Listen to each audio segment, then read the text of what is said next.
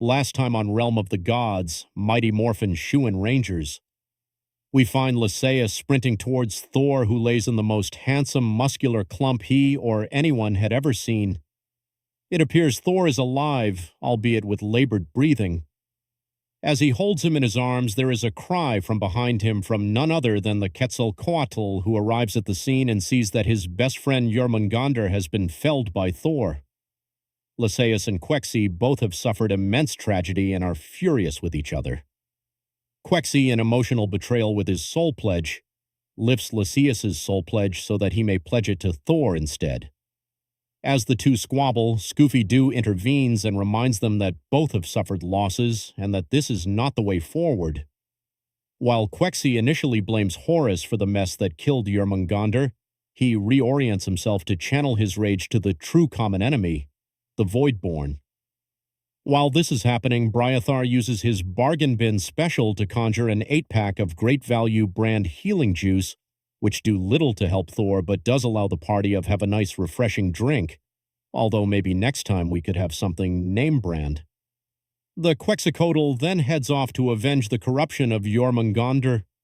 As soon as he's gone, the party wastes no time partaking in one of the gang's favorite pastimes, desecrating a corpse. J.B. Fletcher cuts off some serpent flesh while Bryathar finds a way to sever the head of Jormungandr and stash it in Ringo's bag of holding. Lysaeus knows that they need to get Thor to a better place. We need to get Thor to the Shooniverse in order to get him some H2O. Lysaeus picks up Thor princess style while Scoofy picks up Lysaeus and they head through the portal. As the gang gets through the portal, they enter the hangar where the shoe mech was undergoing repairs and upgrades, only to find the entire place has been ripped apart. Devastated, the gang quickly discovers that Ringo's sister was behind the destruction, but she is clearly not herself. The gang wastes no time and begins to fight. Lysaeus summons Damus on a chariot drive by shoe steeds, Scoofy holding Lysaeus, who is holding Thorgo in for an attack, but it ends up backfiring and Thor ends up a head wound. Bryathar attempts to tie her up, but she is too quick. J.B. Flecker and Lysaeus were on the same page. J.B. starts researching how to repair the mech using Electrical Engineering 101, and Lysaeus summons the shoe crews back to work on repairing the mech. Among the shoe workers, Lysaeus manages to spot Sad Shoe, who bravely runs to the mech and begins the crucial repairs. Stellara went on the offensive and hits her with the Titrant version of Dawn's Wrath that washes the power of the sun over her. As this is happening, a frenzied scream of "Girl Dinner" is heard from the rafters as Nolene hurls a vial of the Quetzalcoatl venom in an absolute piss missile of a throw. As the venom crashes upon her and the sun washes over her, Ringo's sister comes to and apologizes for the violence. The last thing she remembers there was a fight in the home of Red Pandas and that everything went dark. She tells Ringo that the elders are out to get him and they likely betrayed her. She agrees with Ringo to fight back. As she leaves, it finally seems like the day is saved. Finally, the gang can tend to the wounds of the hunky Thor. Everything is going to be just fine. If by fine you mean a giant freaking portal appears and a vile Voidborn voice imposingly says, "I thought we were going to have a 1v1. Just then, the giant Voidborn spider crawls through the portal and smashes the mech into pieces. The gang goes flying with only Nolene sticking the landing. She looks in absolutely shock as vines burrow out of the ground and catch the pieces and begins pulling them back together. It's no other than the Pumpkin King. He replaces the head of the mech with a giant pumpkin. The gang then Power Rangers jump to the resolidified mech now coursing with power.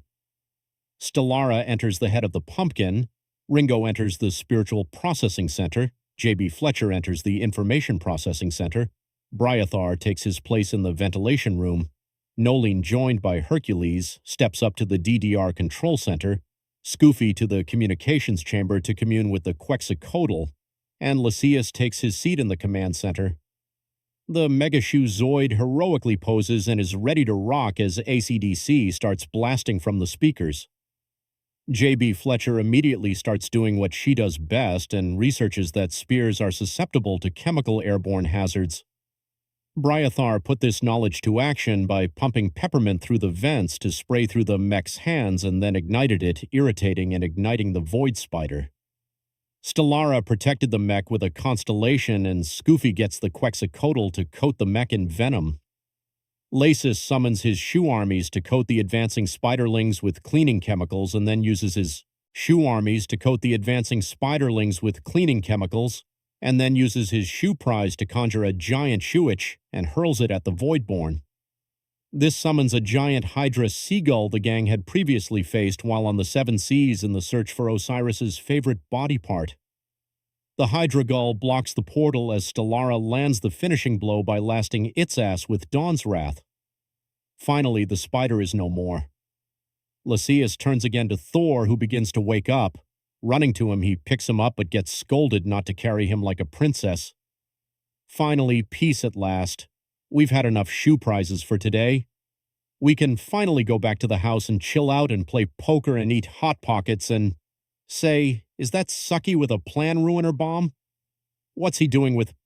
Will Thor be back up to fighting strength? How is the battle at the wedding turning out? Will we be able to keep the chill Kronos instead of the one we have? Is the Pumpkin King a good guy now? Find out next time on Realm of the Gods.